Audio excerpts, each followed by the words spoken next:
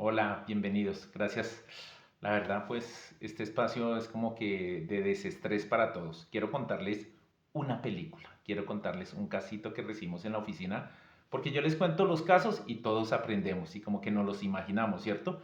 Entonces los invito para que compartamos este video. Vamos a hablar sobre lo que tenemos que tener en cuenta al momento de suscribir una promesa de compraventa, al momento de elaborarla, al momento de comprar un bien y que vamos a firmar una promesa de compraventa.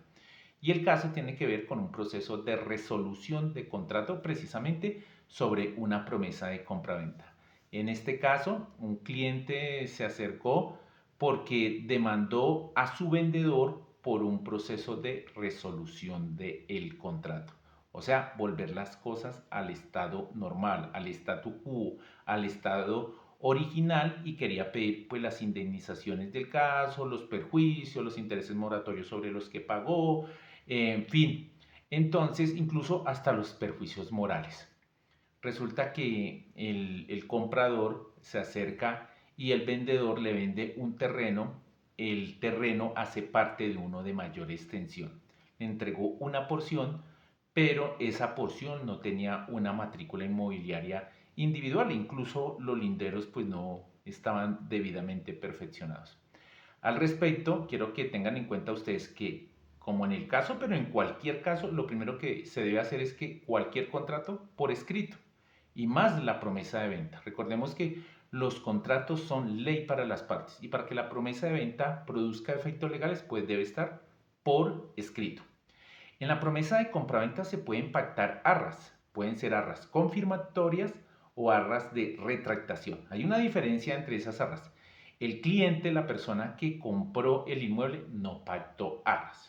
Lo que hizo fue pagar parte del precio, la mitad más o menos del precio, y estableció que la otra mitad la pagaría al momento de perfeccionar el contrato, o sea, al momento de suscribir la escritura pública, le colocó fecha, hora y la notaría en la cual se suscribiría la escritura pública.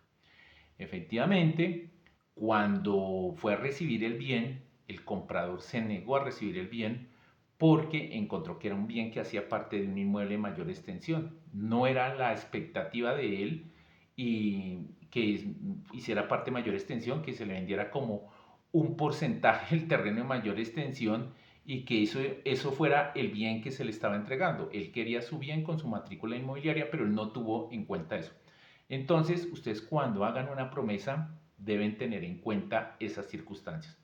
Recordemos que el artículo 89 de la ley 153 de 1887, pues estamos hablando de una ley de hace más de un siglo, pero es en sí el Código Civil colombiano, que incluso en el artículo 1511 estableció las pautas para tener en cuenta en las promesas de compraventa. 1511 y 1611 también tienen que ver con los requisitos que se deben contar para las promesas de compraventa que sean por escrito. Adicionalmente, que no sea un hecho ilícito lo que se está vendiendo, que las partes sean capaces, que no sean menores de edad y que tengan su capacidad, lo que antes denominábamos que no sean interdictas, aunque ya ese término no se utiliza, pero digamos que no estén en estado de incapacidad. Y sobre todo que se identifique plenamente el bien, se le coloque el precio y la fecha de exigibilidad cuando se va a suscribir o perfeccionar el contrato, o sea, se va a firmar la escritura. Ténganlo en cuenta, porque si falta alguno de estos elementos, hablamos de una nulidad del contrato. La persona que demandó la resolución del contrato, la que estaba comprando el bien y que manifestó que eso no era lo que estaba comprando, pues al iniciar la demanda se la notifican a la contraparte y la contraparte contesta la demanda, pero al contestar la demanda, incluso estuvimos revisando la contestación de la demanda y no tenía excepciones. O sea, el demandante presenta pretensiones y el demandado excepciones. Excepciones pueden ser excepciones previas que atacan las formalidades de la demanda o las excepciones de fondo. Entonces, ninguna de estas excepciones, sin embargo, contestó la demanda y yo le manifestaba a mi compañero que apodera al vendedor, que es el demandado en este proceso de resolución de contrato, pues que en el momento de que vaya a presentar los alegatos de conclusión, de todas maneras tenga en cuenta que si bien es cierto no tiene excepciones presentadas, se le manifieste al juez como director del proceso que el juez debe examinar primero que todo si el contrato no es nulo. Pero en este caso hay una nulidad del contrato. ¿Y por qué hay una nulidad del contrato? Porque el contrato no se determinó exactamente, no se alinderó. Y ese es un requisito esencial, alinderar el bien.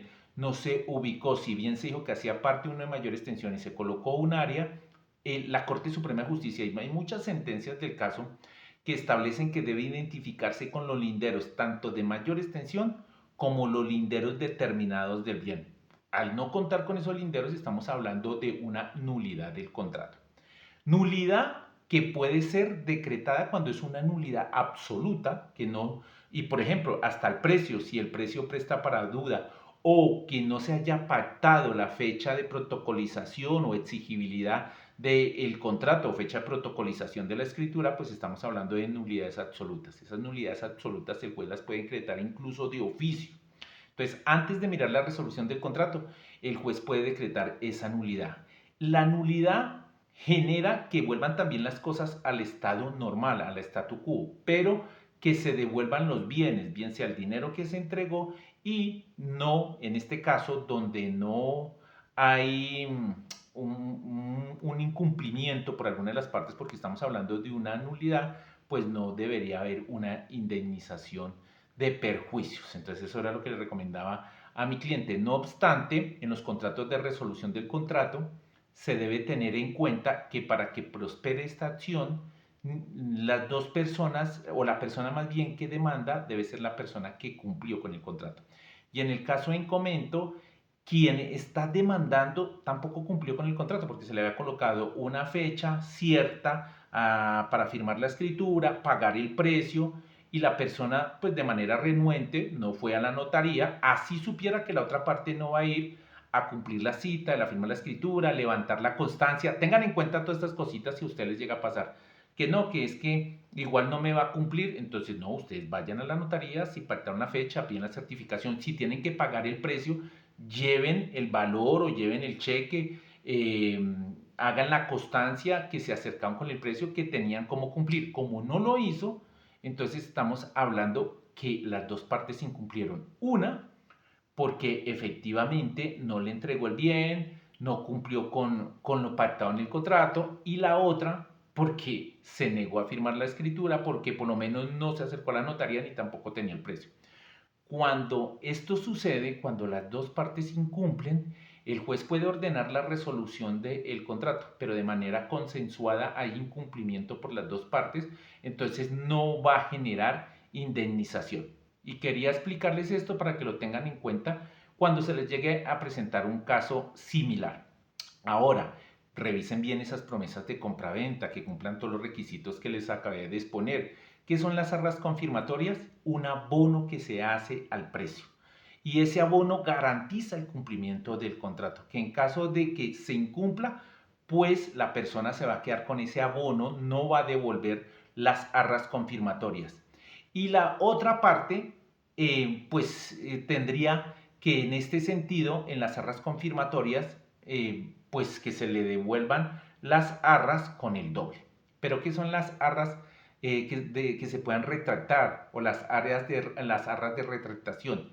Son arras que garantizan que yo puedo desistir del negocio y que es como una indemnización por desistir del negocio. Estas arras de retractación no permiten que cuando se hagan uso se pueda cobrar la cláusula penal, mientras que las arras confirmatorias, por ser parte del precio, se puede cobrar la cláusula penal y porque hacía parte del abono. Entonces, para que lo tengan en cuenta, una cosa, las arras de confirmación y la otra son las arras de retractación. Revisemos bien esos contratos se perfeccionan con la escritura, miremos que cumplan con todos los requisitos, que no haya nulidades y también en el momento de presentar una resolución de contrato o un cumplimiento del contrato, tengamos en cuenta que lo debe hacer la parte que cumplió, no si estoy también incumpliendo el contrato. Por eso los invito para que estemos siempre cada 8 días aprendiendo todos. Compartamos este video y nos vemos en la próxima oportunidad. Dios me los bendiga mucho. Quería hablarles de este tema porque ¿quién no necesita de un contrato de promesa de venta? Chao, Dios los bendiga.